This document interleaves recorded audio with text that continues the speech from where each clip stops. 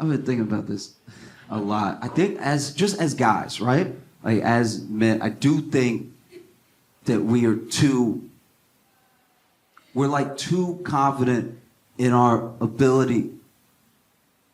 That's the end of the sentence. That's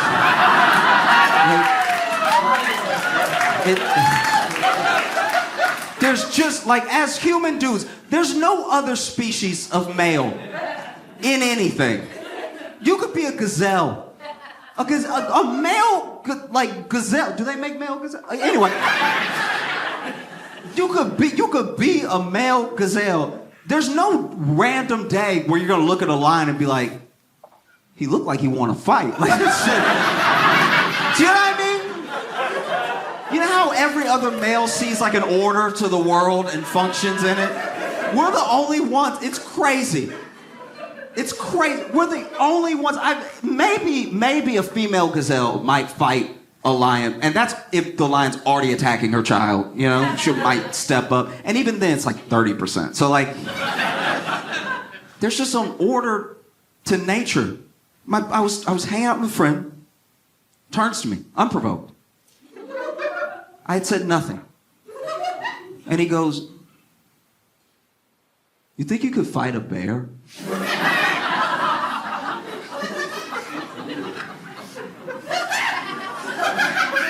And I was like, what? No. It's the simplest, it's the quickest no. No. It's a bear. You didn't ask me about a cub. In the scenario you given me, a bear wants to fight me.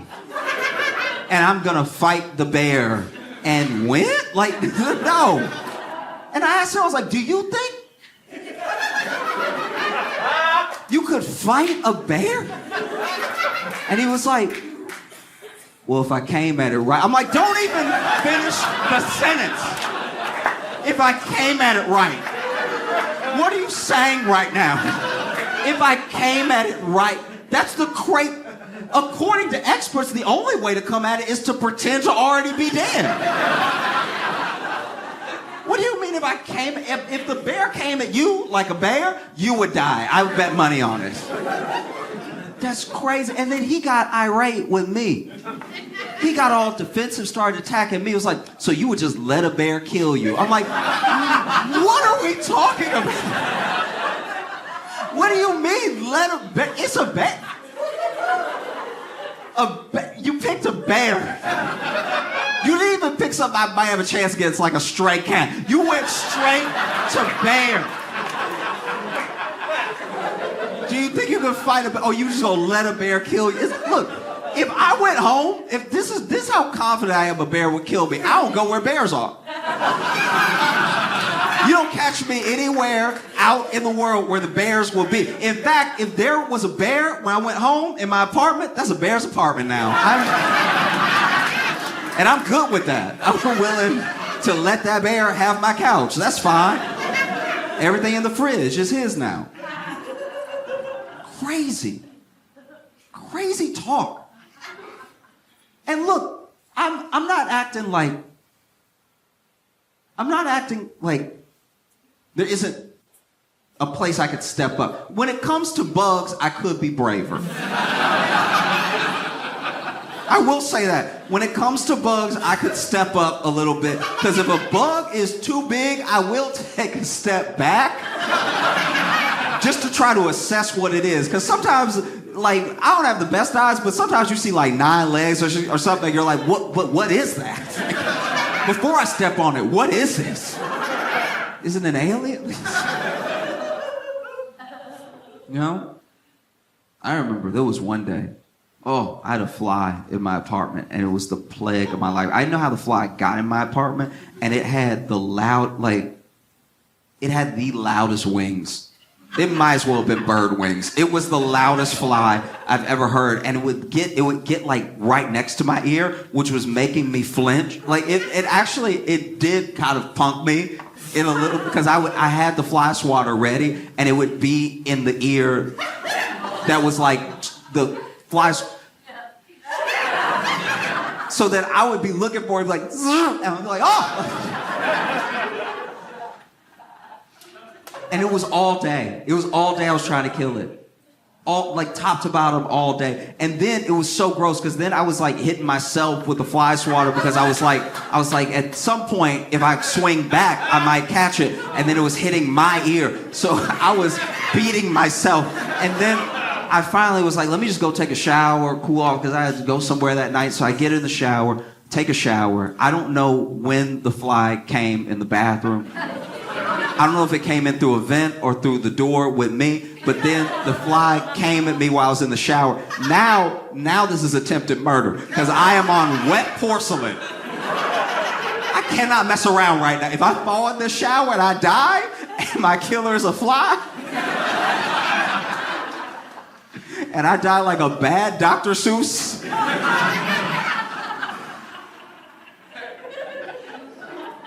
Anyway, I finished my shower. I, swatting them off, everything still, and then I open the curtain. It's right there. I'm exhausted. I'm naked. I'm wet. I grab my towel, and I like spin my towel, get it really tight, right? I don't even care if you believe me. It's one of the proudest days of my life. I spun my towel as hard as I could, and then I popped it at the fly, and right at the end, right at the tip, it popped the fly and killed it. And I'm not gonna lie to you. In that moment, I was like, I think I could fight a bear. Like, I think I was I do. I'm just saying, if I had a towel, I have a chance.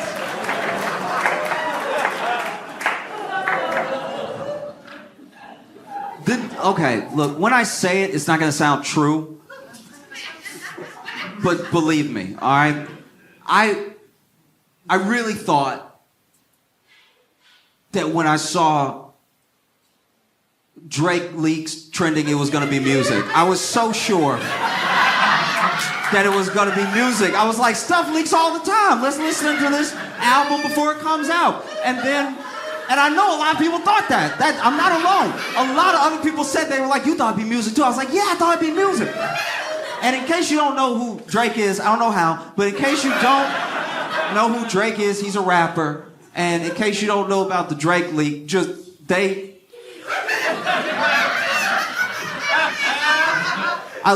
okay. So Drake leak was trending, and then I clicked it, and you just see a lot of Drake. It's a lot of Drake. It's a lot of Drake. It's more Drake than I thought there was Drake. You know what I mean? And I want to be clear about something, okay? Because I know it's weird, but a bad thing happened. Someone's nudes were leaked, and that should never happen. It should truly never happen. Everyone deserves autonomy for their body. I know he's like a rich man, so it's easier to like let it slide, and it's different.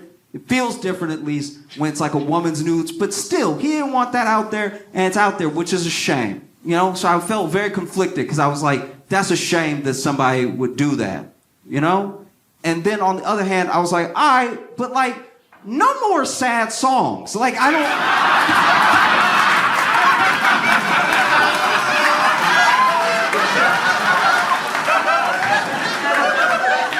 You know what I mean?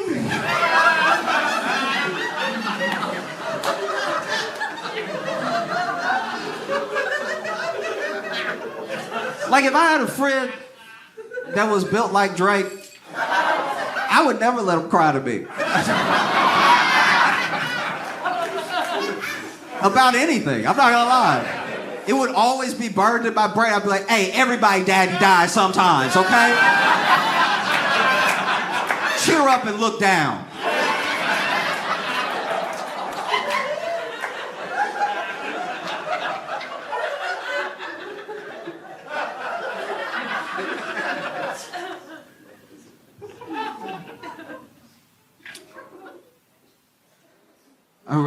I read this report that they want to NASA's trying to make contact, with some intelligent life. And we really tried everything. We tried so many different things. And we haven't just spent billions of dollars. If you count every country that's had success leaving the atmosphere, going into space, we spent trillions of dollars as a people. It's an endeavor that's been as old as the ages to like make contact and make sure, or at least find out that we're not alone in the entire universe, right? So they send out signals. They've used radio waves. They've used light, images, everything that they can think of. Every like telescopic endeavor's been tried. And so now NASA, I'm not even kidding, you can look this up. NASA's like, we gon' send nudes. We're gonna send nudes out because that might do it. You know what I mean? It's like, that's a big deal. We have not tried that yet. We've been out here sending old 1920s radio wave. I don't know, my baby. Like, we've tried all that stuff and it didn't do anything. So let's send nudes and see. Wouldn't it be wild if it worked, though? Wouldn't it be crazy if, like, a month later, aliens landed and they were like, titties is all you had to say?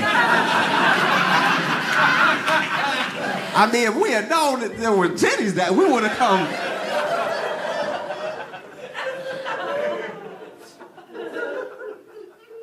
It feels, you know what I mean? Like, just say you're out of ideas. Smartest minds in the world. Smartest ones on the planet.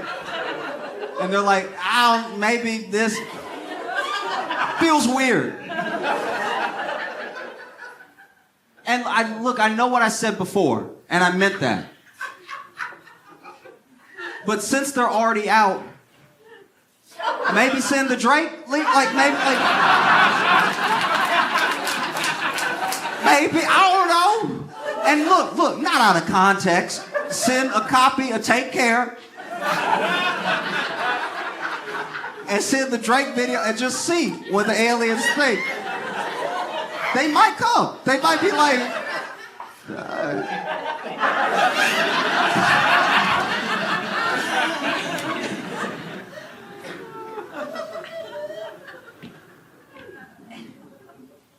I also read a report that says that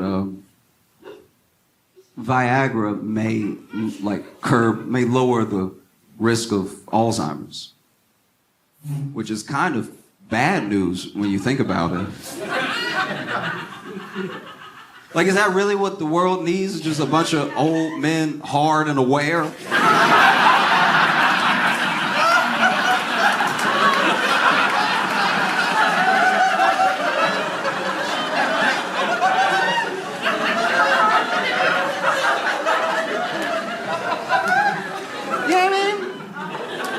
I thought that as men, we had a pact with the earth. We would wreak havoc for the first, 50 years of our lives, and then after a while, we'd slow down, we'd get confused, and we would not be hard anymore. That's how you restore balance to the planet. Imagine an evil dude. Because we do this all the time. Being old is supposed to be the saving grace of your life. Especially as a man. As a man, love is very conditional from the world, right? You're born a baby. We all love babies. You become a kid. A lot of people love kids. Then you're a man. And then everyone's like, it's your fault, right? Even if you don't have power, you look like the ones that do. And so it's like, I'll just lump you in, right? Then you get old, and then you getting old is the we can love you again. It's true. You get old, and then people are like, what's he gonna do? We've seen it. We've seen horrible, evil men get old, and somehow all is forgiven. We've watched literal war criminals turn 99, and it's like, well, he's not doing anything now. He's a fucking war criminal. He don't remember, though. What is that? Why does that get him a pass? He doesn't remember. Now you're just feeding them Viagra so they can be evil longer. Literally.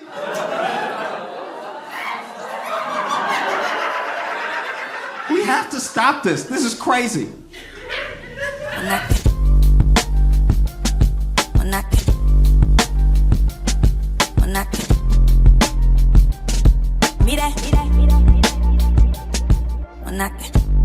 Soho Theater, please make it loud for Josh Johnson!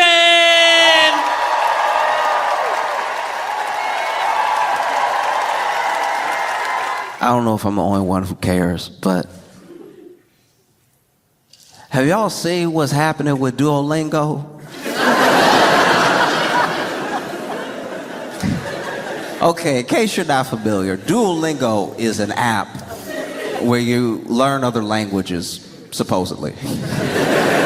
It's basically this app where they gamify learning another language through like quizzes and little mini games, little mini quests and stuff. And I'm not gonna say it doesn't work, but everybody I know that uses Duolingo still speaks English to me. Just throwing that out there.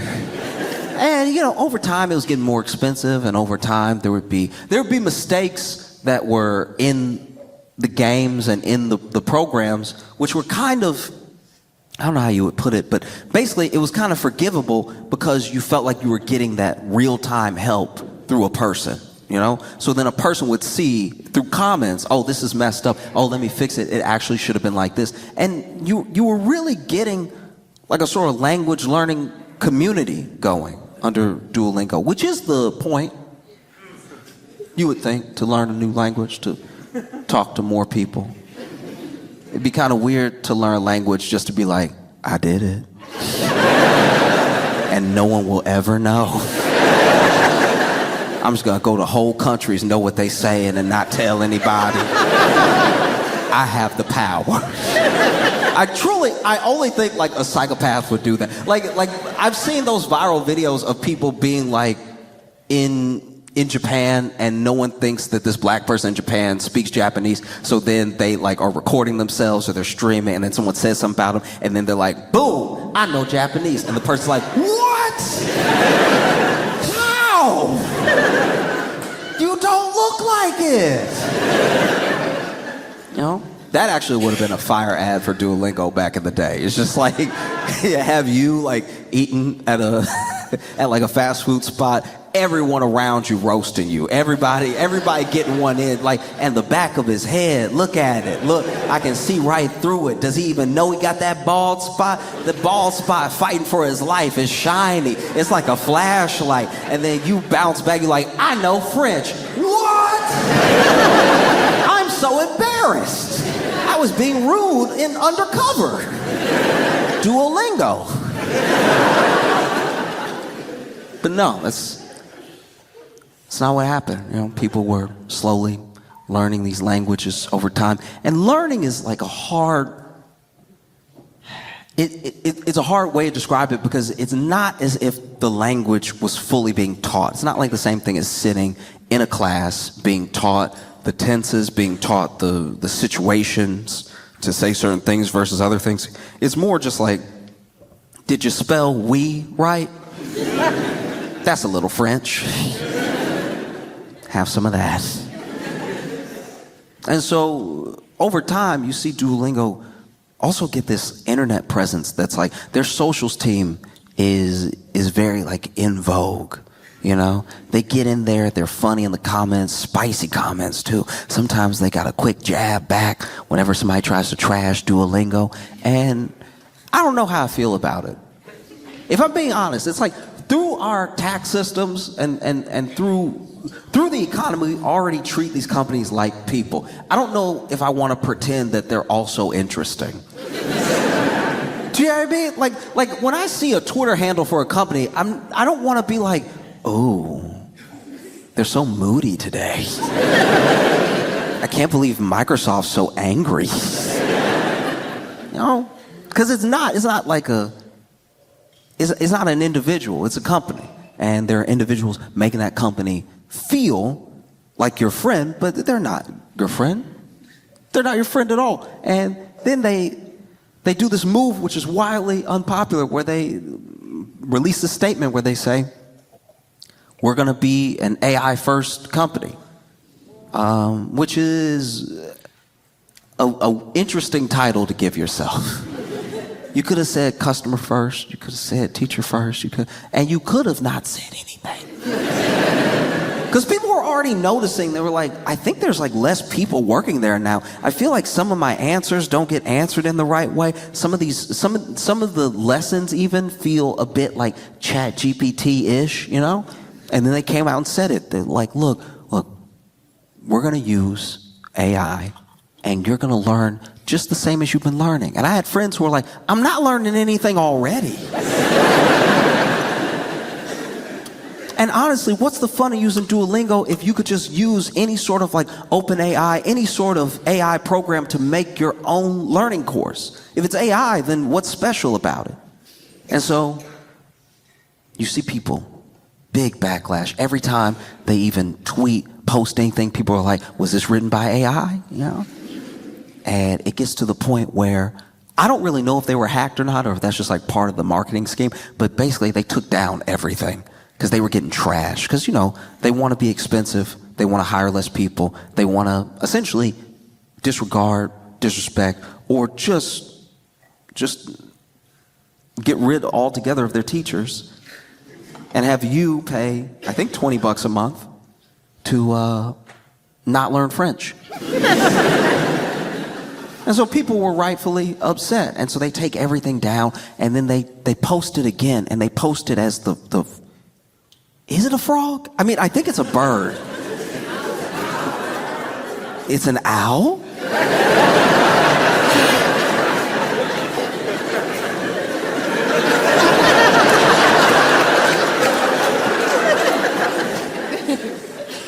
So they posted with a guy in a owl costume. And that guy was using like the deep, distorted voice, talking about how the elites ruin Duolingo. And I was like, yeah, but aren't you... What's happening?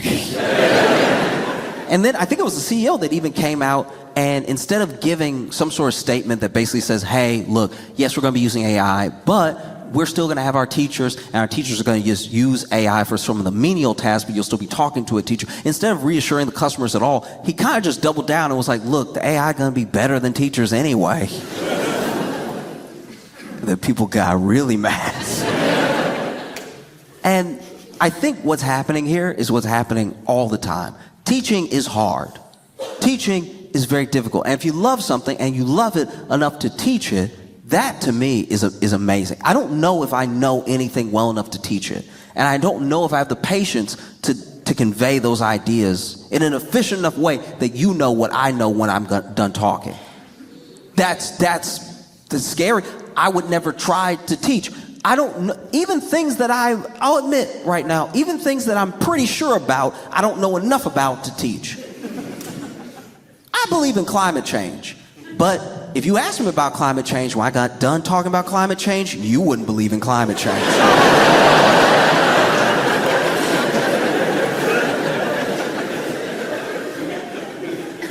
When I got done talking, you'd be like, everything he said sound made up. Because teaching is very, very difficult, and we forget. From every perspective, teaching is difficult. It's difficult in and of itself alone to be in your head, have the idea, convey the idea in a way that gets through someone else's head. You gotta get past all the video games and all the crushes and all the, just to be like, math! That's already hard enough. Never mind the fact that like kids are difficult. I'm not just talking about like junior high or all of them.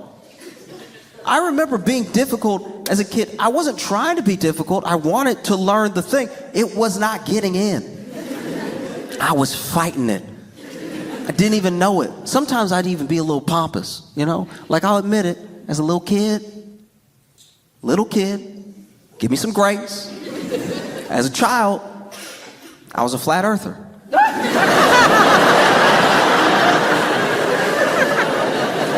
When I was little, I was a flat earther because, you know, my teacher tried to teach me about the globe and all the countries around the globe and stuff like that, and how the earth was round. I was like, Just gonna throw this out there for you. Feels pretty flat to me. I know I haven't been all over the world, but never been, you know, sideways. So I think it's pretty flat. Sorry to embarrass you while you're talking to the whole class, but... And then my teacher very graciously was like, oh, yeah, this is sadly a common misconception. It's not actually flat. The earth is round. I'm like, oh,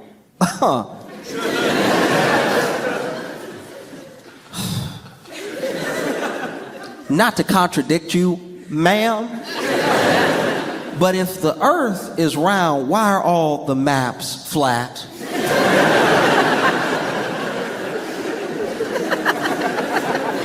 Truly, as an 8-year-old, I thought I had a mic drop moment. I was like, I mean, I rest my case. That's up there with you. You the one projected that thing. So, I mean, maybe I should have the chalk. I'm just saying. And then my teacher pulled out a globe. Because it's difficult. And look, I'm not a parent. And I can't imagine what it's like to be a parent the same way I can't imagine what it's like to be a teacher. But I see some of the friction that parents have with teachers sometimes, whether they think that they could do it better or that they think it must not be their kid, it must be the teacher. And I thought that all would have been settled through COVID. You remember that time where everybody was alone with their kids? To see how well they sort of grasped everything? You know, I don't think enough teachers got an apology. I feel like 2021, you should show up to your kid's school and be like, I didn't know he just wouldn't take the words in. Like, I really thought it was you this entire time, but nah, he hates science. That's his kryptonite.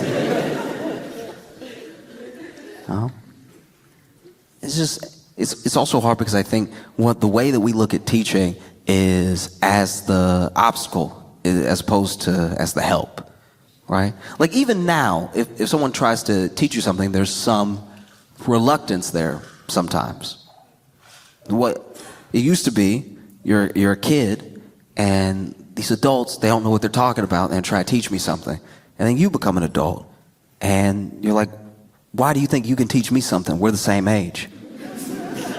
And then you get older, and then someone younger than you has something to say, and you're like, why do you think you can teach me something? You don't even know about the world, right? So I think that a lot of people, myself included, sometimes have a reluctance to learning in general, especially because there's a sort of like hubris around getting an idea. When you get an idea, you feel like you got it. I snatch that, you know? It's like when people say that they're self-taught, but then they tell you how they taught themselves. No, I went to my friend's house. He built a whole deck. And I was like, that's incredible. I didn't know you did construction. He's like, I don't. I was like, how'd you build a deck? He's like, oh, self-taught. And I was like, how did you teach yourself to build a deck? And he's like, oh, I just watched this guy on YouTube for like 75 hours or whatever. I had to watch some of the videos over and over again because I was scared I was going to mess up my cuts and everything. But then I got it, yeah. Then he taught you. That's not self-taught at all. 75 hours of listening to some other dude talk. He might as well have been here. No, because there's a deep respect that I have for teachers because they cared about something so much that they were willing to learn more about it than they ever probably had to, just to teach it to someone else, to share the thing that they love.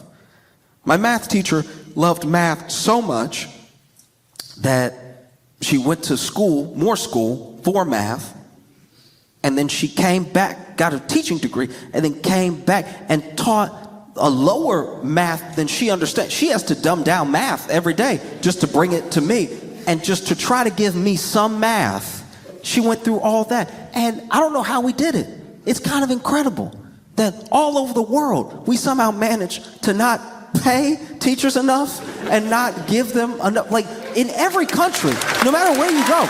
And so,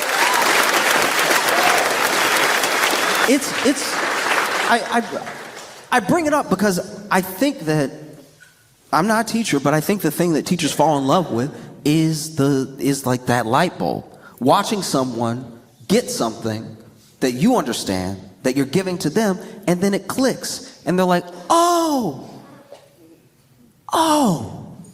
whether they're a little kid, little bitty kid. I remember a teacher at school is who really taught me how to tie my shoes. Like really put it together for me in my head. Obviously, my grandma tied my shoes and would show me how to do it while she was doing it. My mom would tie my shoes. My dad would tie my shoes. But she was the one that was like, no, we're going to practice. I'm just going to tie it. We're going to practice. And so then she tied it because I ran up to her after recess. I had been falling, right? I've been tripping hard. I was doing that, you know, that Looney Tunes drag where your legs go up? Because I was getting a good start, and then I'd step on a lace, and I'd go, whoa! And so, ran up to her. I was like, hey, can you help me tie my shoes? Just both laces couldn't be further from my feet. Just, can you help me tie my shoes? And she was like, sure. And then she tied both my shoes for me. And then just like that, she pulled the string and untied them both. And I was like, oh. I'd never been betrayed before. It's like, oh, why would you, what's wrong with it? And she was like, no, I've tied your shoes a couple days in a row. I'm not gonna tie them anymore. We're gonna tie them together. And so for the rest of recess, sat down, tied my shoes over and over again until the last time I tied them and I didn't even notice it.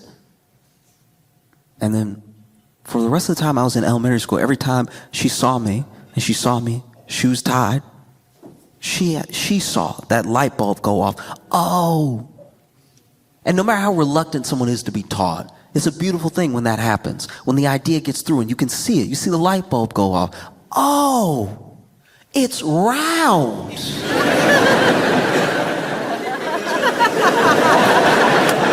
Who would have thought? No. And so, I don't know what it's like. I see this move in Duolingo towards AI, and that move towards AI is not to give you, the consumer, a better product. It's not to help the actual teachers who are passionate about people learning other languages so they can make new friends or have new experiences or just open their minds up to how big the world really is. When you understand language and you understand how many different ways there are to say something specifically and how few ways there are to say something very unique, you have an appreciation for communication, right? And that's not what Duolingo is looking to do. They would like to make more money. And it's a business, so to be fair, more money would be nice. That's what you're supposed to do at business. No one shows up to business like, did you make any friends? But that is why they're making that move towards AI. And I see that thing happening in places that do make me worry. Like, I don't know much about the UK school system or anything. I don't know if it's good or bad or how y'all feel about it. I just know the stories that I've been seeing where there are some schools that are looking to introduce and implement AI teachers, like AI taking over the classroom. And I don't know, that really worries me because I think that you need a teacher, you need a person to watch you get it. That's part of the human experience. To watch you get it is great. Being in a classroom that's led by AI has to be like being in a driverless car. And you get in, and they tell you it's safe. They tell you it'll get you where you're going, but you get in, and, you know, maybe they programmed it to make sure it makes the light, but not to speed, you know. But you're in the back seat for some reason. I mean, I guess there's no wheel, so might as well. And you're just looking out the windshield the whole time like, okay, they say this is how you get there, but I've never gone this way before. And now you're just sitting there like, oh, I think you missed the left. Oh. Really nobody to talk to in here, so sort of talking to myself. Oh, that's a bus, that's a bus, that's a bus, that's a bus, that's a bus. Because one thing about being here that that I cannot stress enough, the way y'all's buses move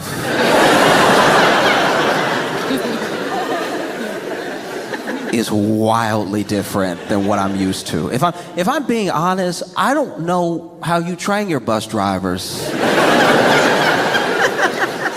Or what happens when a bus driver hits a person, but it looks like they're trying to find out every turn.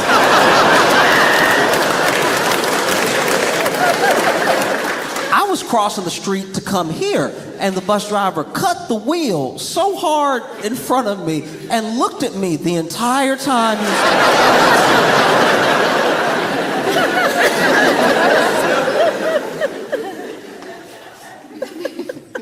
But you're in this driverless car, and it says it's going to get you where you're going. And so maybe you should trust it. Who knows? But sometimes prefer a person, you know? I know that we don't necessarily treat everything this way. Like, the best example I can give is when it comes to school and how kids are using ChatGPT and other AI to do their homework for them or do the lesson for them and turn it in. The big fear there is that they will not know how to think to a conclusion, right? Like if we're being honest, and this isn't to disparage what anyone teaches or how they teach it, but a lot of the actual lessons you learn in school don't matter as much as you taking the steps to get to the end product, right? Like it isn't imperative that you read Mark Twain. But it is good that you read something that is not how the people that you know talk, and it's not from a time that you live in, and it opens up your mind to that the world might be different, you know? And the fear is that if kids use this thing too much, if it's completely abused, that you'll essentially graduate someone who is illiterate and not able to think critically about anything. And they'll be a doctor.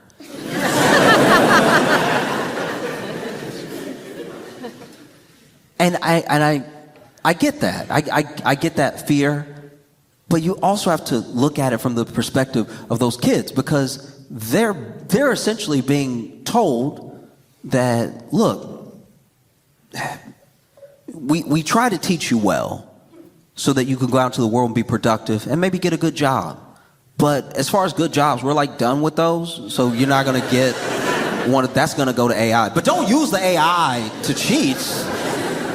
You got to read the whole book slow so we could be impressed by how the AI reads it fast.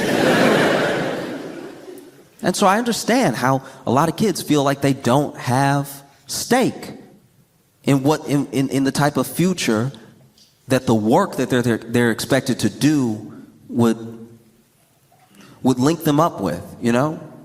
Like there's this idea that if you do everything right, you'll reap the rewards, but we're already telling you the rewards won't be there by the time you get done. And so I see things like them bringing AI into these UK schools and paying for these programs. You have to ask yourself, is this really coming out of the kindness of someone's heart? Or is this to make money? Is there a company that will make money? And surely there is. Because the programs range in prices. There's one program, though, that is being implemented in school. I think, I could be wrong about the exact number, but I'm pretty sure that the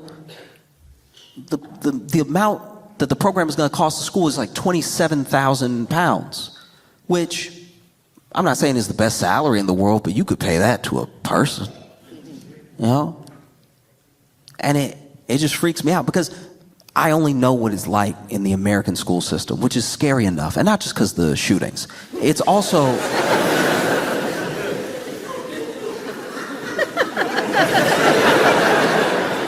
it's not because the shoot... I'm saying the American school system is already difficult enough because you have underpaid and overworked teachers that have to take extra jobs and just fight for their lives and then still spend their own money to get supplies for kids to do the work that they're expected to do, right? Just to like stay even slightly above water. So how can you not expect this kid who's already been given less resources than kids in other districts and kids who, you know, by some accident happen to go to a great school or happen to be in a place with money, how can you not expect them to use ChatGPT to get them to close the gap? And how can you not expect these teachers to be like, I already drive Uber, deliver pizza, and teach geography. I don't know if I can try to find the AI. You know? Because you can get really far without knowing. Actually, that's one thing I think about all the time. I don't know if your schools are good or not, but I also don't know if it matters, at least to Americans, because if you come over to the U.S. with your accent, we'll believe you.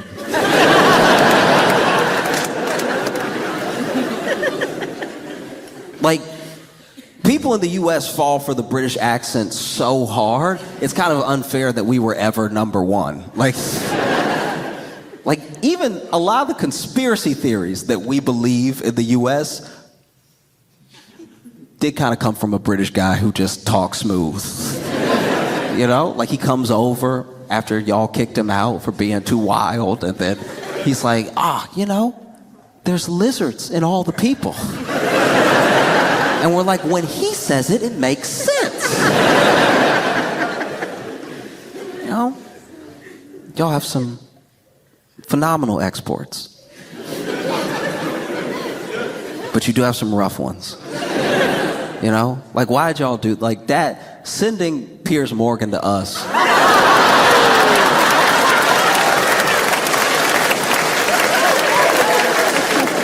It almost constitutes an act of war. I don't know who else you could have sent that Boris Johnson wouldn't have been as destructive as Piers Morgan on our TV all the time. That was, what did we ever do to you? I'd like to think that the UK holds like centuries-long grudges. And I'm like, okay, all right, y'all think you cute. You think you cute, you gonna leave me. Just wait. Wait like 200 years. I'm gonna send the most annoying man that's ever lived to be on 3 of your news stations every day. No? Because it's difficult. I mean, you can get really far without knowing much. That's scary. And that's even before AI. Ask Piers Morgan. You can get so far without knowing anything. In fact, there was a teacher in the US. This blew my mind. This teacher, and look, I'd have to look it up again, but I was throwing it out there. British man. It just sort of backs up my point. This dude taught in the US for 8 years and he couldn't read. He couldn't read.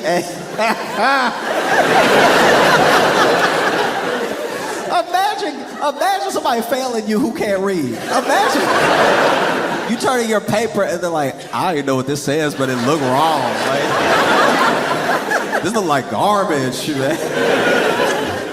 Nah, this dude really figured it out. This is one of those stories that kind of went semi-viral before virality was like well established. So before YouTube and like things could pop off on Twitter, Facebook, or anything, this dude got his like maybe his master's or something, and started teaching. And I think he was teaching like middle school, and taught middle school for like 8 years. Could never read, but what he would do was he was very good at picking out personalities. This was his talent. This was his thing that he had used his entire life. He could read people. He couldn't read words, but he knew. He knew people so perfectly, he could laser into them, and he knew so much about you just by looking at you. And one of the things he would do every year, every semester, he would lock in on like 2 or 3 of the smartest kids in class. Just naturally smart, just genuinely gifted. And he would have them, you know, read a paragraph or two to the class starting the lesson, and then he would basically, watching over them, kind of get the smart kids to teach all the other kids. And it was astounding. That's wild. I'm sure that's what they think the AI will do. I'm sure that's what... This dude would lock in, and he'd just see, okay. He'd be like, today, can you read page 11? Can you read page 12? Can you read page 13? And we'll all just take notes in our books as we go, right? As the kids would be taking notes, as the other kids were reading and everything. And one of the things that he said in his defense, he's like, show me where the kids that I taught aren't proficient in what I was teaching. You know, my methods work. And it's fitting that he was teaching middle school too, because middle schoolers are some bullies. A middle schooler is the only one with the real audacity to be like, I don't think he can read. That would never happen in higher education. Like, if you're getting your master's and your professor can't read, you would second guess yourself. You'd be like, no, I must be missing something. He must just be like so locked in that he never looks at the book. No, only a middle schooler would be like, I bet you he can't read, dog. Because a middle schooler will blackmail you too. A middle schooler would be like, hey, look, it's A's for me and my boys the rest of the year. Or we telling everybody you can't read. That's A, as in the first letter.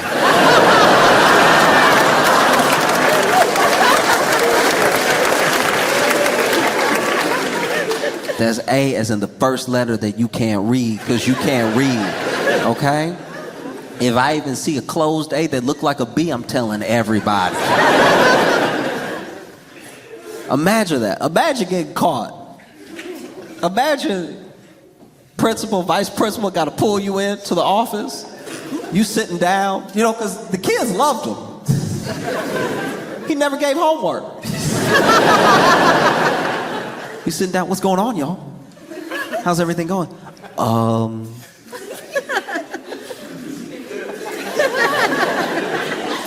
We need to talk to you about something that's a bit troubling. We are hearing, it's honestly hard to even say this out loud. I feel so embarrassed even bringing it up, but there have been some accusations by some students and maybe a few parents as well that you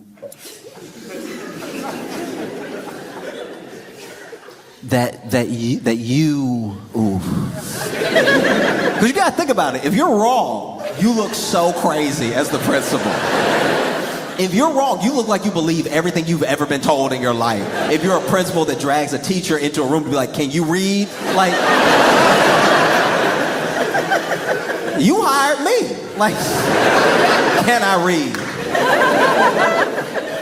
Principal sitting him down. Okay, look, so there have been some concerns and some accusations by some students and some parents that your literacy is not in the room with us.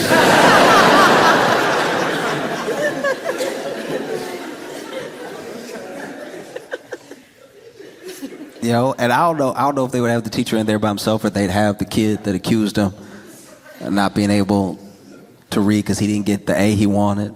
Maybe he's sitting there. Teacher, this is preposterous.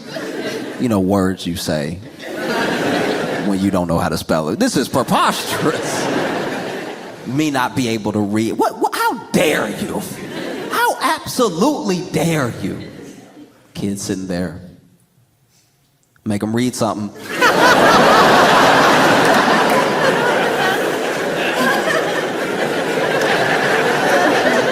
Make him read something. He gonna do it anyway if he can do it.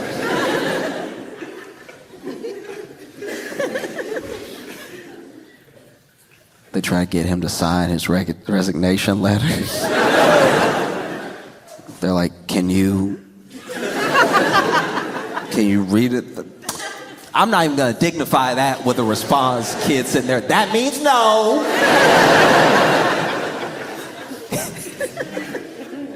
No? And that's my fear.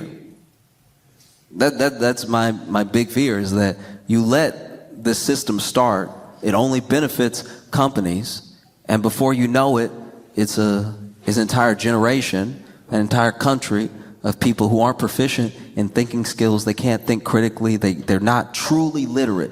And never mind not just reading for fun. They do not really grasp how important reading is, because you can either cheat the AI or the AI has the best interests of the company in mind. Because that's another thing that was happening with Duolingo. It's just all these ads started popping up, ads for companies, because they're a company that's trying to make money, you know? And so what if that happens? What if you implement so much AI into all of these schools and it goes left? How fast can you train an entire generation of teachers that were burned out and underpaid and overwhelmed to begin with? You know? That means that you could have an entire generation of UK teachers coming to the US not knowing how to read and teaching our kids not to read. Could be a disaster.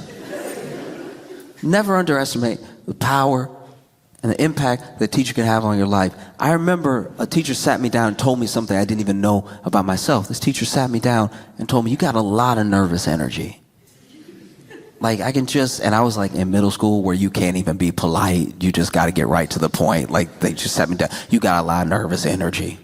All right. You ever thought of drawing? Just channel it somehow. Right. I was like, oh no, I never thought to draw. I love anime. Yeah, maybe I'll draw.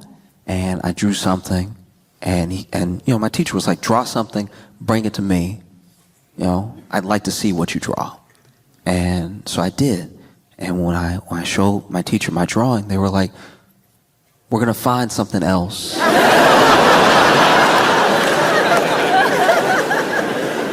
For you to do with your energy, all right.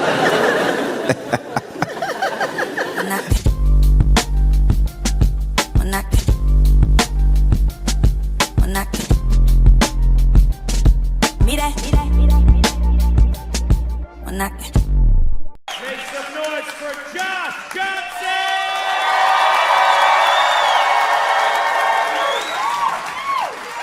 There's so much is going into the Super Bowl this year. Not only is it Chiefs versus Eagles, there's so much more at play, you know? Like, everybody talks about Taylor Swift and Travis Kelce because they're this idea of like the couple we imagine in our minds, but they're adults. It's like high school, but grown up. You know what I mean? Because she symbolically is like this cheerleader in our minds, this like head cheerleader, and it's not his position, but it's symbolically the quarterback in our minds. And so them getting together makes such perfect rom-com sense that there are actually people who think that all of the NFL is fixed just to keep the Chiefs winning, just to keep them going.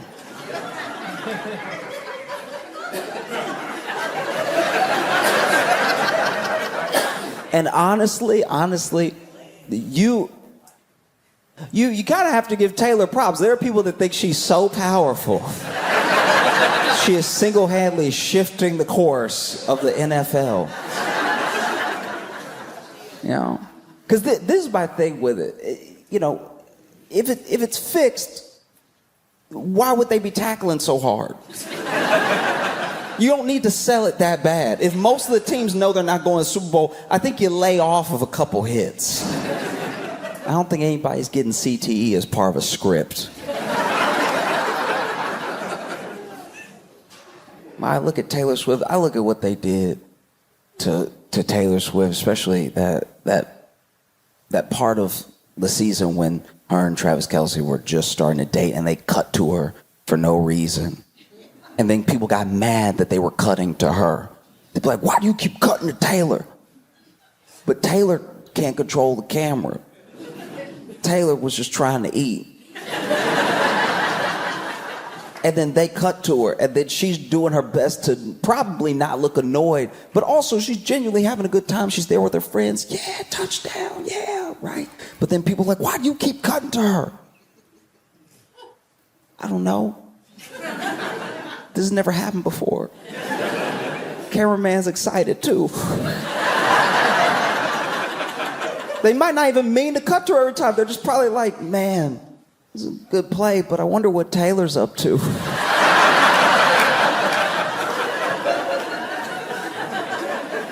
Don't get mad at Taylor because the cameraman got a crush. And so then Taylor Swift, Travis Kelce together. Now Travis Kelce is an interesting dude to me. He really is.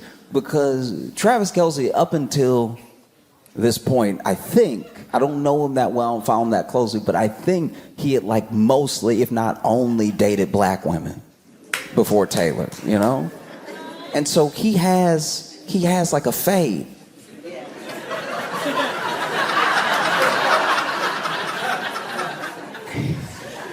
So this dude has a fade, and people were asking him about his fade because he has his platform raised. He was already super popular, but his platform got knocked up a few levels by dating Taylor. There were more eyes on him than ever before. And so then, you know, everyone was asking him about his fade. And then about exactly a year ago, from when I'm speaking right now, they asked him about his fade and what it was like to like invent that look.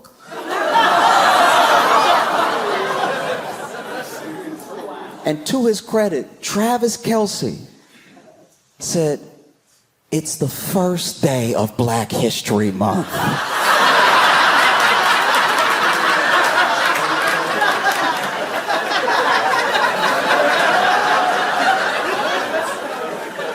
What are you trying to do to me?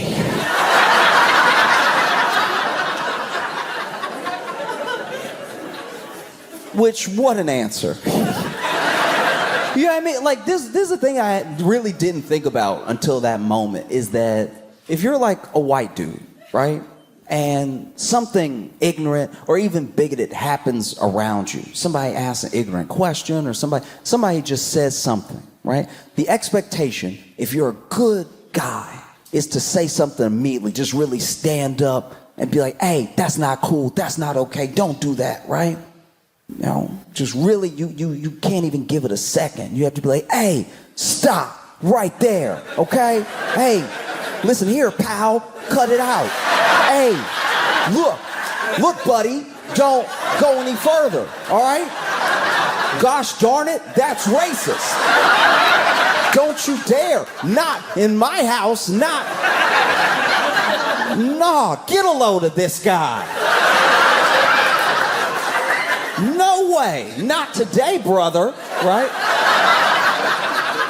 That's the expectation, that you're gonna like notice it, you're gonna catch it, and you're gonna jump on it immediately. And if you don't do that, then you must have been with that thing. That's the assumption, right? But then you're also, and I really didn't give some of my white friends enough credit in this position, if you take too much of a stand, that's also suspicious. You know what I mean? You hear me? Like if something like ignorant happens around you, or an ignorant question gets asked of you, and then you're like, what? No! Racism? Not today!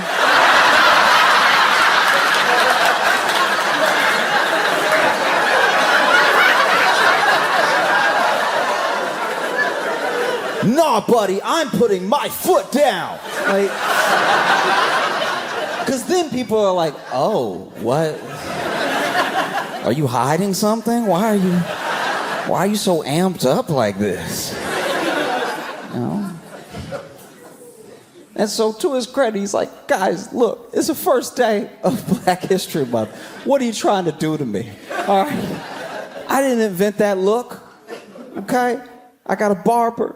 He knows how to do the taper. Trim it down in the back, 2 or the 4. But if you want to fade, I know a guy. I know a dude. He's good. You know, he does mine. Travis Kelce's sitting there like, what kind of questions are you asking me?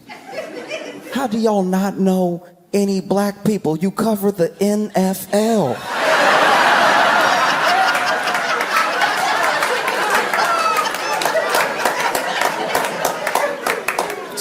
with you?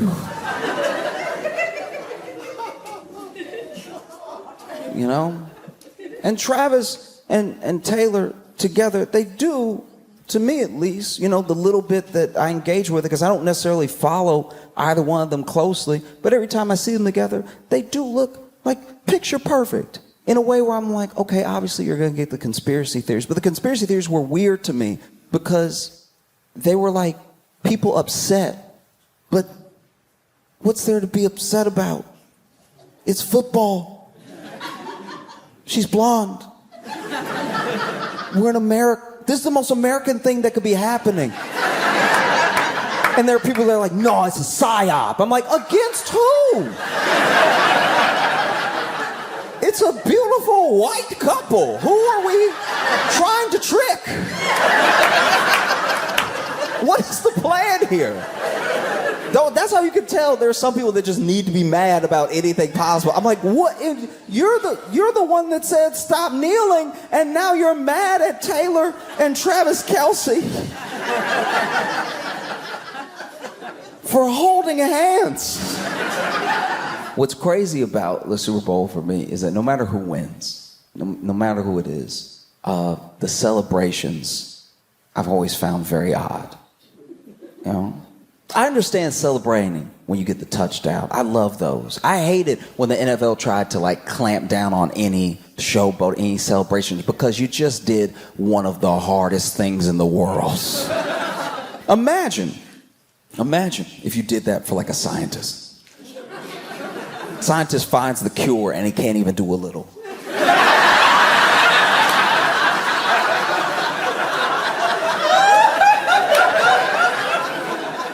And you're like, Josh, why are you comparing scientists finding cures to players getting a touchdown? I'm telling you right now, they're almost as hard as each other. Because I have some pretty sizable individuals in my family, you know. And I have a cousin, he's 2'11", all muscle. If I wanted to get around him, I'd need something sharp. So trust me when I tell you, if I get around this man and then outrun him and then get a touchdown, I'm hitting it hard. I'm hitting it in his face because it may never happen again. I love like a good touchdown celebration. They spike that ball and then you see what moves they have because these are big men. These are very big men. So they're not always the most agile. Like they're good at running, but usually in a straight line. A lot of the times when these players fall, it's falls where, look, I'm not a professional athlete, but I don't tip that easy. Every once in a while, you'll see an NFL player run it, and then somebody just sort of moves their shoulder, and they're like, uh-oh, uh-oh, uh-oh.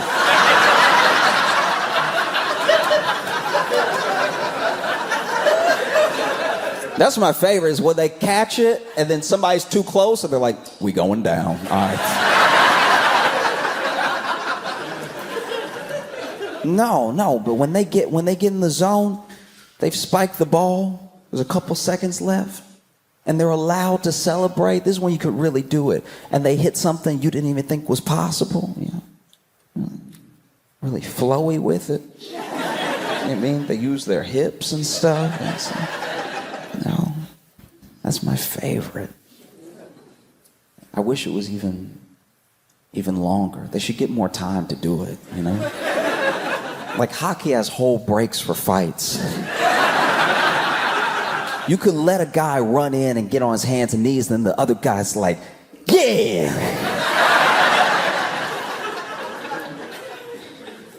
No, I'm telling you, it's a beautiful thing to see them that excited, that happy. This is what they work for. This is what they put their bodies on the line for, and it's why they're in pain most of the time. These dudes retire, and it's not like they can just take an Advil. They just have headaches for the rest of their life. And so in this moment, they did what they came to do. They scored, maybe they won. Let them celebrate, you know? Some of the celebrations I don't get, though, like when they win and they have to throw some sort of liquid on the coach. I feel like we never ask the coach how they feel about it. Because they don't always look excited.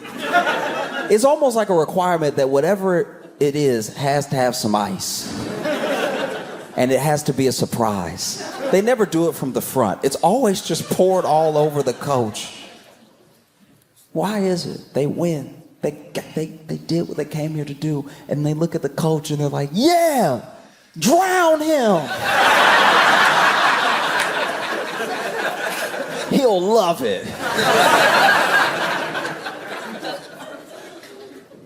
On top of everything, with Travis and Taylor and the Chiefs, you have the Eagles fans. Truly remarkable. They're terrifying. And it doesn't matter who wins, because whichever city wins, this happens every year, every Super Bowl, every Stanley Cup, whichever city wins, looks like it's been attacked the next day. Why is it that the winning city looks so busted? The day you won, why are you tearing up your city?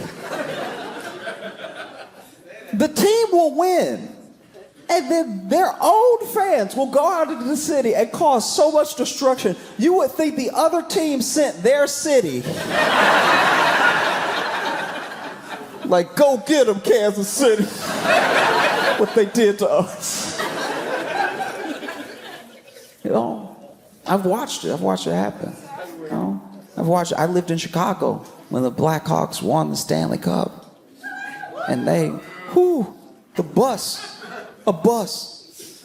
They were leaving, everybody's excited.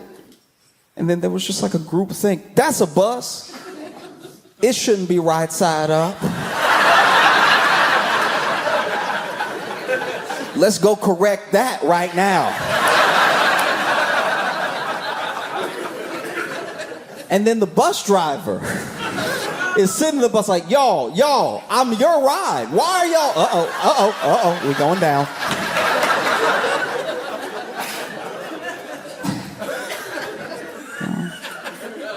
And on top of it all, you have the Super Bowl halftime show performed by Kendrick Lamar. And as far as we know, SZA and potentially some other guests, you know. And this is wild.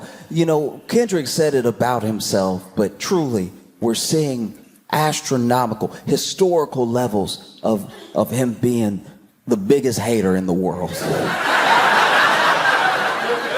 Fundamental hate. A hater, where I pray I never have a hater that plans as well and executes hate so efficiently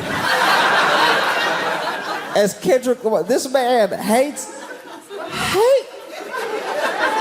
the level of hate. Okay, so if you are not aware, in the beef between Drake and Kendrick Lamar, the first song that you could say maybe even kicked off the whole thing, some people say it was like that, but some people say it was first person shooter. And in first person shooter, Drake says, big as the what? Big as the what? Big as the Super Bowl. And I guess Kendrick said, challenge accepted.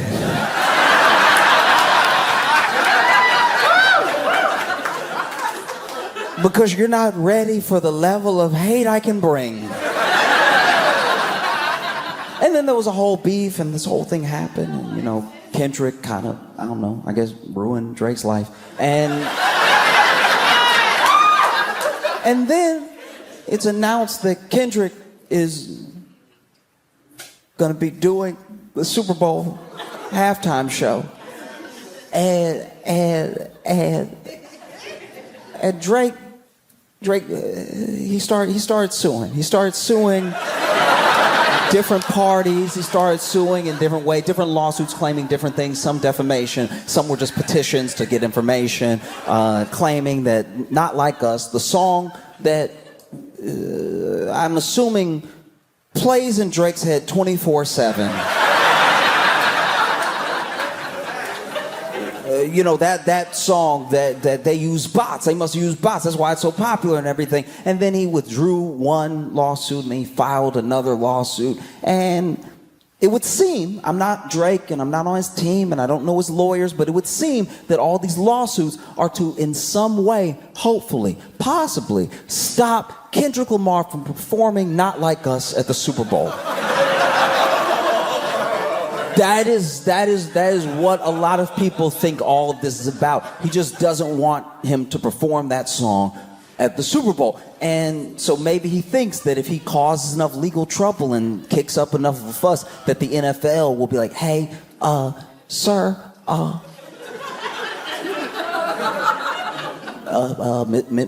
Mr. Lamar, Mr. Morale. I heard it, great album. If you could not do this one, because we just don't want to be involved in any suits and stuff. I think that's what Drake was hoping. And it appears that has not worked, because then a representative for the NFL came out and said Kendrick can do whatever songs he wants, whatever, it's his halftime show, so let him perform, you know what I mean? And that's got to be rough. That must be rough if you're Drake to hear that, because now all Drake can potentially do is sue sound. That's the only thing he hasn't tried. If he comes out and it's like, hey, anybody making noise can get it, all right? It's the only thing I can think of. You know what I mean? Because it must be terrifying. If you're Drake, to think that Kendrick might perform Not Like Us at the Super Bowl halftime show, one of the most watched events in television, period, might be him doing a song he wrote about you. A song that already, as I'm speaking, has won 3 Grammys. That's gotta be terrifying, to think that he might go out there and perform Not Like Us at the Super Bowl. And the audience knows every word. That would be terrible. That would be, because I would never want to know that. Even if somebody made a song that was devastating about me and my life, and it really tore me up and everybody liked it, I wouldn't want to know that they knew it word for word. You know? That's got to be terrifying, to think that Kendrick Lamar might get out there and perform Not Like Us. Might to a loud stadium of fans screaming. You know? Try and strike a chord, and it's probably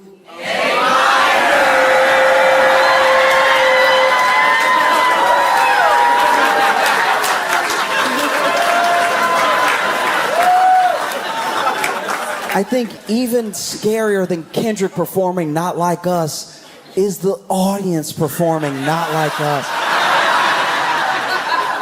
Because honestly, anticipation is enough. That's how real entertainment works, you know? Whether he performs it 17 times or he doesn't perform it at all, it's already met the moment in that way, you know? Everyone kicking up a stink about it is what actually caused it to get so much attention, just to see if he'll do it, you know? I mean, I hope he does it. I kind of hope it's the only thing he does.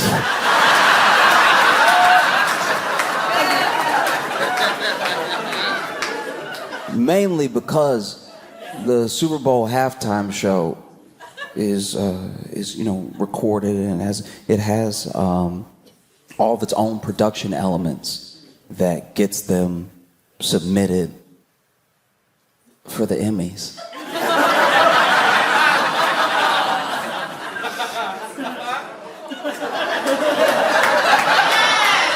And so there's a chance that this Grammy-winning song might become an Emmy-winning performance.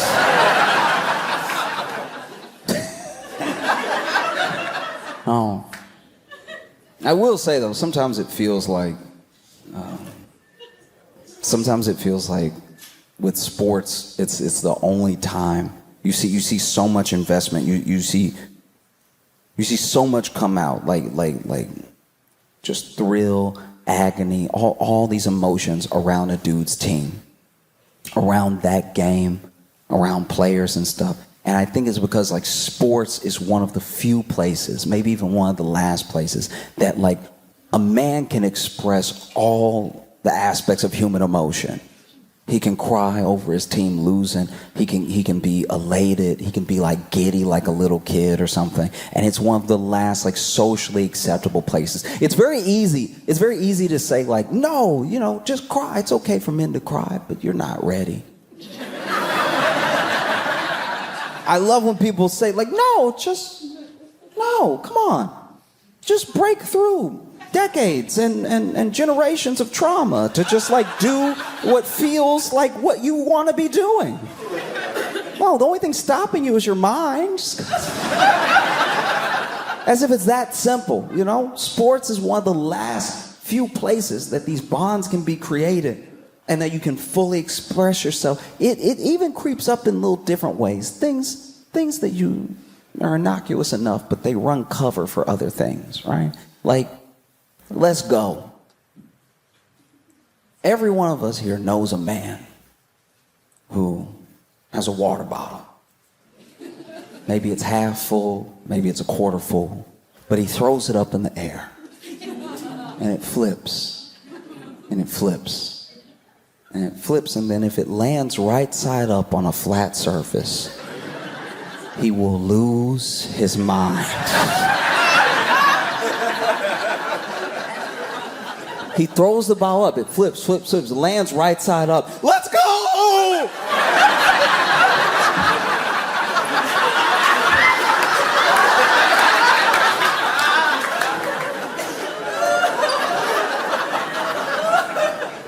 Like, let's go was just invented to run cover for dudes crying.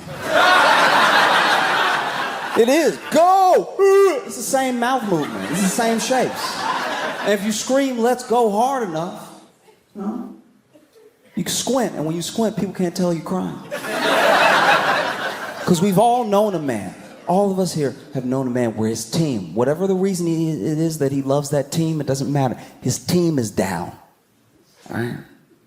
Loved this team since he was a little kid. Memories going to the stadium and everything. His team is down. It's a very important game. Playoff game. Maybe the game that decides whether or not his team goes to the Super Bowl. This team that he loves, who maybe has never got this far in a long, long time. And they're down with 3 seconds left. They have possession, and they throw a Hail Mary pass. All right? Wide receiver is running for his life as hard as he can. He jumps up in the air, and then by his fingertips, he manages to get control of the ball in the air. He clenches it tight. He lands. Touchdown. Touchdown. The team was behind, and now they're ahead. They've won. There were 3 seconds left. The game is over. And then your friend, who's not on the team,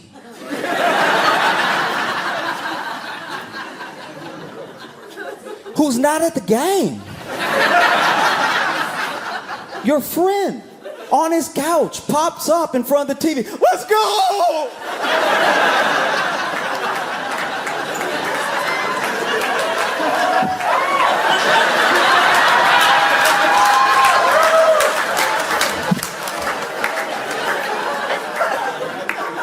Like, truly, as men, I don't even think we would need let's go if we just felt more comfortable saying, I really needed that.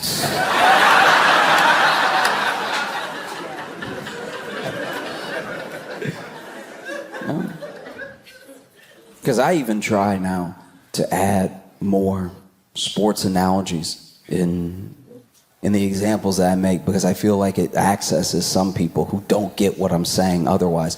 There are people that are truly, we give them a bad rap and everybody makes fun of them and everything. But there are people who are genuinely very, very intelligent. You can tell they're intelligent because they find a game that they love and all the game theory around it and all of the possible combinations of what a play could be go through their head. They can screen a play perfectly, almost like it has the lines that we see on the screen, right? But for them, it's playing out perfectly. They know what's happening next. They know someone's made a mistake as soon as the play starts because they understand the game that much. They just don't ever, ever, ever know why their wife is mad.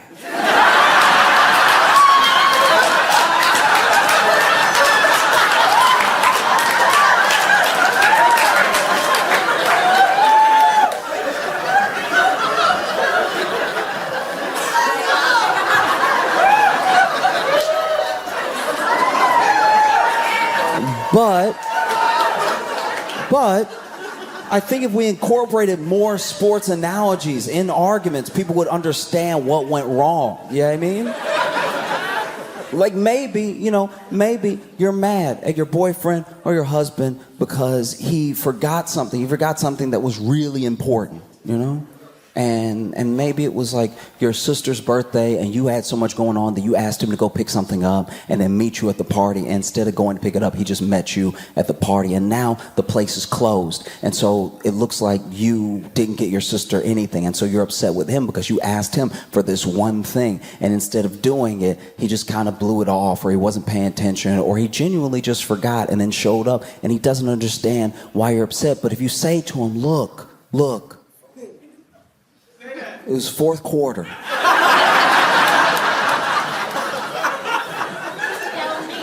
It was fourth quarter, and you're at the 3rd yard line. Like, you're in danger of the other team getting a safety. That's how clutch this is. You only have a few seconds to pass off that ball, right?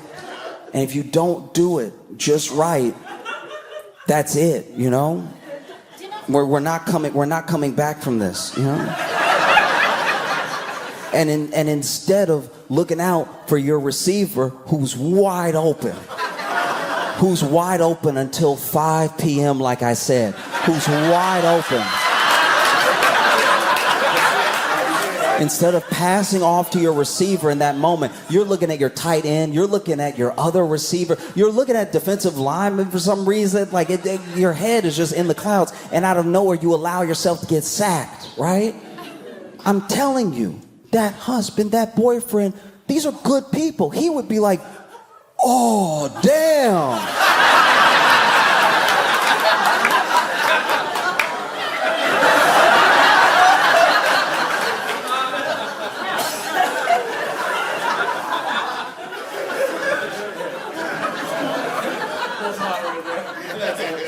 Her present was the receiver. Oh. Got you. My bad, baby, my bad.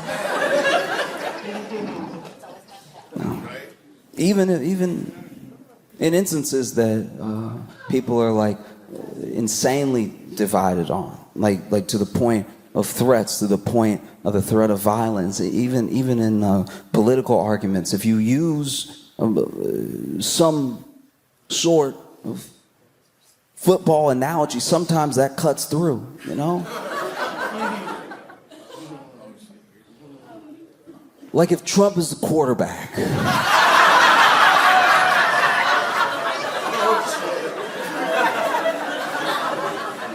And he hikes the ball, because this is the play that he called. He called this play. This was his play that he wanted. He gets to call the play.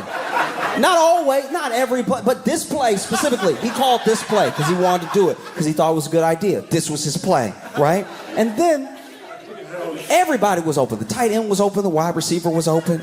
All right, defensive backs. Everybody was doing what they were supposed to do. Everybody on the sideline was cheering, giving support like they were supposed to, and everybody on the field was playing their position as best as possible. And the screen was even working well. You know, everybody's moving out of here. People are wide open. And then your quarterback, rather than throwing what could potentially be a touchdown pass, he just sort of threw it out of bounds.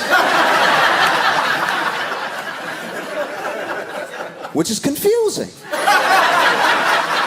So the next time that y'all huddle up, you ask me like, hey, what was that? What happened? That was the play that you picked. Why'd you throw it out? Were you scared you were gonna get sacked? What is it a time thing? You trying to stop the clock? Like you're trying to give him the benefit of the doubt in as many ways as you can. Like, hey, so what's the plan here? You're literally bent over, huddled up, looking in close. What's the plan? What are you doing? What is the goal here?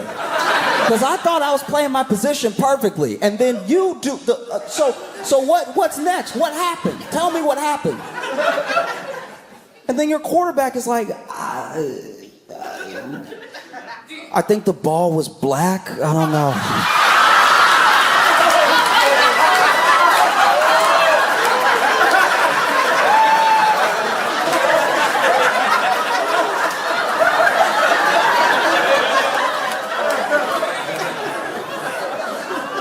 You know? I'm just saying, right? I'm just saying that when I tune in to the Super Bowl on Sunday, I plan to watch a good game, hopefully a game that makes sense, hopefully a game that is epic enough that it can yield more analogies for my daily life. And if Kendrick Lamar performs Not Like Us, I'd be a liar if I didn't tell you that even though I wasn't on stage and I wasn't at the game, I wouldn't pop up off my couch like, let's go!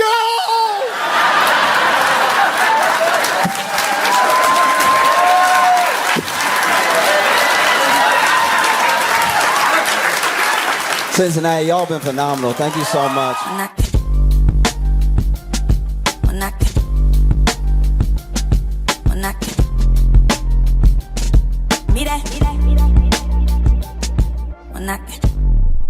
Do y'all already know about Kristi Noem? Like, is this... Okay, if you don't know, she's a politician for now. She's in South Dakota, and she has blown up. I mean, I'm technically late to the story. Like, she blew up on the news and every platform because everyone thought that she was like the front runner to be Trump's VP pick, and she released a book, you know, to just capitalize on that possibility. Was releasing a book around now, and in the book she tells a story about shooting her puppy. I know. And when I first heard about it, because I heard about it before I read about it, when I first heard about it, I was like, nobody's that dumb to just volunteer a story about them doing the one thing that'll bum everybody out across America, no matter what. Yeah, I mean, like, and she's telling the story, and she relays the story like a war story or something. And basically, she shot the dog, and then after she shot the dog, she was walking back to her house. I guess very proud of herself. And then she saw her goat, and she was like, I might as well, you know, because I got more than one bullet in the... And then she kills her goat, and then she told everyone. And I feel like there's a whole thing of politicians being out of touch, right? Like, you know, like sometimes you'll hear about a politician saying something, doing something, you know. Like a good example is like the way that people were during the pandemic, how they would just be like, oh, well, now's the time to dip into our savings. It's like, what are you talking about, hour, right? It's a very out-of-touch thing to say because you as a politician are very rich because every single one of them in Congress, usually at least, engages in some form of insider trading, and very few of them are trying to stop it, you know?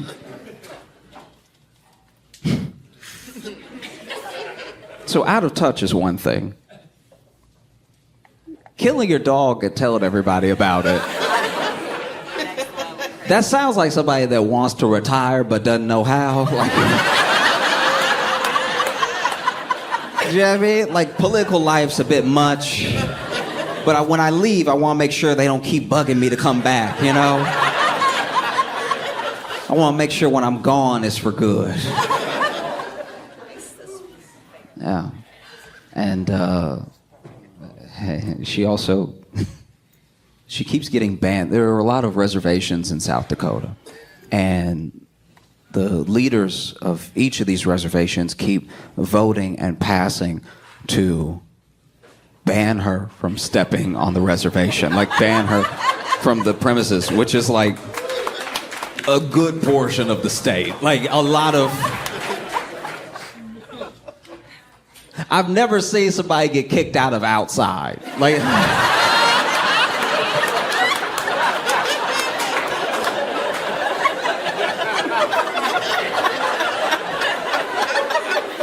You know what I mean? Because at a certain point, you just vote for them to get shot into space or something. Like, this is... Because I respect what the Native people were saying, because she was saying a lot about the reservation. She was saying that that's where all of the crime comes from, and that the cartels go through the reservation specifically. And they were like, not only do you not have proof of what you're saying, it's deeply offensive, and you shoot dogs. I don't want you anywhere around my children, my home, or anything.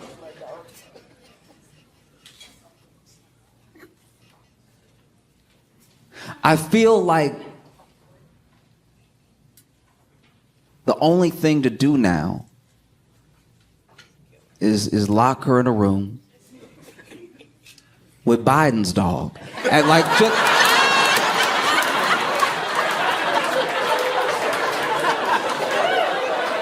just for them to talk. You know what I mean? Just so, like, you know, he can probably get through to her better than a human can. Because we already tried talking it out.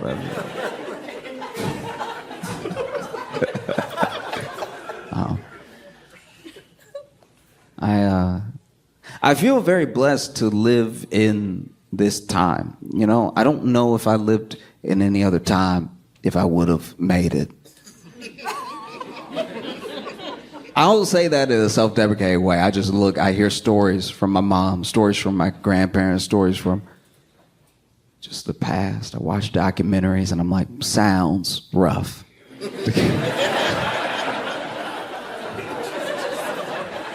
Yeah, I mean, and I'm from a rougher time than now, because the present is usually better than the past, and it gives you hope for the future and everything. Like, I remember when text messages weren't unlimited.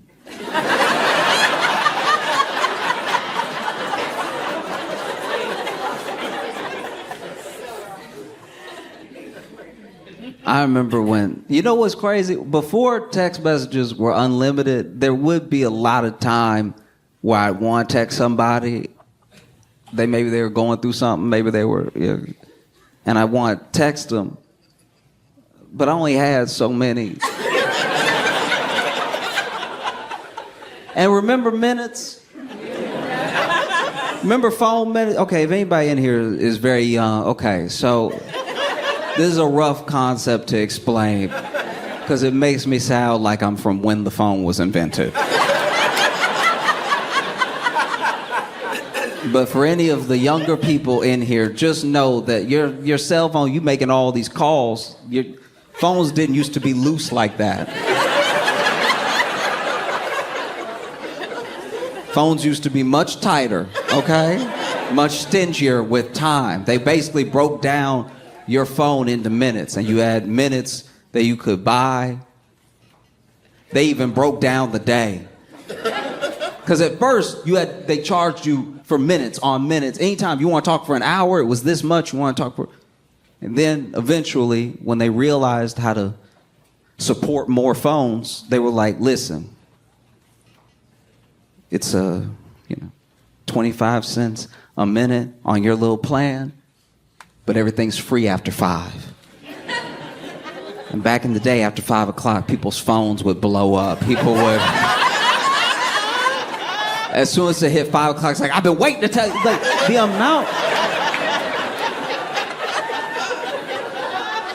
the amount of times that it was like after 5 and then I got a call that actually was an emergency that I should have been called about at 2, but they didn't want to mess up their plan. So then they were weighing how badly I needed to know. The amount of calls about death I got at 5 p.m. And I'd be like, why do you call me when it happened? He wouldn't be more or less dead if I waited. Why I gotta burn minutes to tell you something that's gonna be true in a couple hours?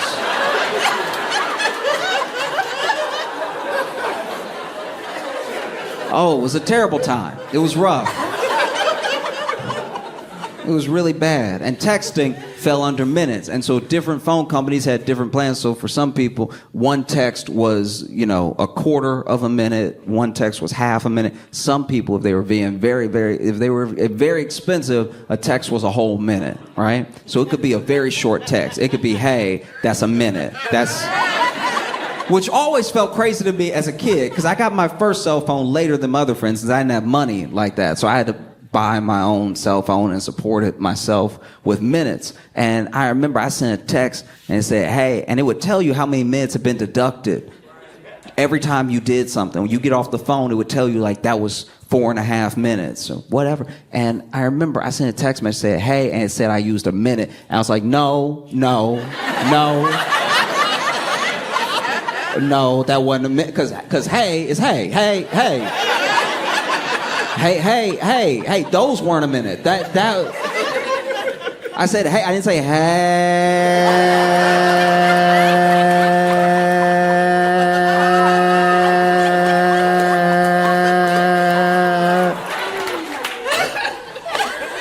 How was that a minute? And there was nobody to argue with, because this is what killed me. Because sometimes when you try to call customer service to tell them they mess up your minutes and they deducting wrong and everything, it costs minutes to call them. So now I'm on the phone with them like, y'all need to hurry up and pick up, because it's minutes.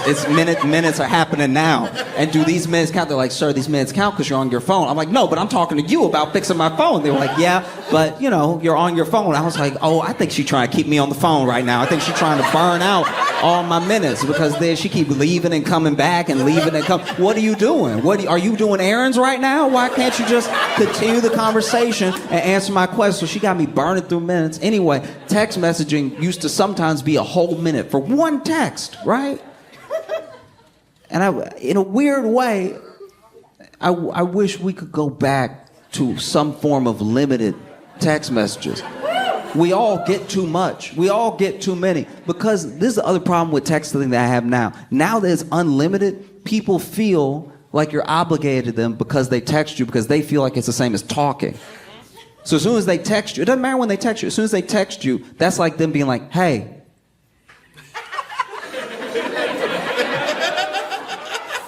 But when you don't say anything for several hours, like if I said hey to you right now and you just stared at me, it'd be rude. It'd be rude. But you're also living your life. You're not obligated to say hey to me because I said hey to you. You're living your life, right? But then you'll text somebody, especially if it's important. You'll text somebody, and then you'll be like, all right, they'll text me when they get to it. I hope it's soon because this is important. And then maybe you're just on your phone. Maybe you open up Instagram or something, and then you see a new post, and then that new post is less than a minute old. I'm like, okay, that's after I text them, so they on their phone. They on their phone, and then most phones, a lot of those iPhones have that red thing that has red. I don't know why people are snitching on themselves like that. That's crazy. Because sometimes people tell me stuff in a text message I don't want to respond to. So then why would I put read by Josh at 6:03 and now it's 7:42 and they know I read it? And it was important. We need to go back. I don't know. Everything's always about more. Sometimes more is too much. What would our lives be like if there was a limit, a built-in limit, where you could only send I'll give you even a wide margin, high ceiling. Let's say 200 text messages in a day. I don't think most people even hit that. 200? But if you live in a hectic life, you know what I mean? 200 is a pretty high ceiling. I had friends being like, no, 200 that's way too low. And I was like, do you go to work? What do you mean low? What are y'all talking about? You know? I think it should be like very low. I think it should be like 25. 25 feels reasonable to me because now there are gonna be people who hit you up, who get your number. You don't even know they have a number. They hit you up, and you're like, I'm not gonna waste a text on a who is this? Because that's what I used to do during the minutes, right?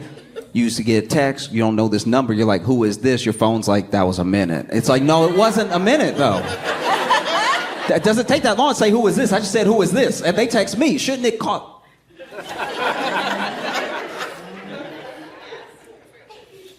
Every time you explain how tech used to work to a young person, I've said this before, but it just feels like the dark ages. Feels like it feels terrible.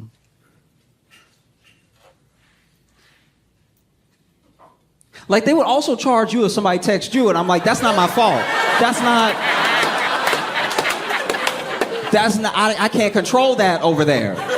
Because now you double dipping. It should charge the person who sent the text, and then the person, I'm just a listener. I'm a bystander. I wasted 5 minutes one time not knowing somebody. They were like, hey, how you doing? I was like, who is this? And they were like, it's Greg. I was like, I don't know a Greg. And then they were like, oh, sorry, wrong number. 5 minutes. What is my life? Charging me to open it like it's a secret every time.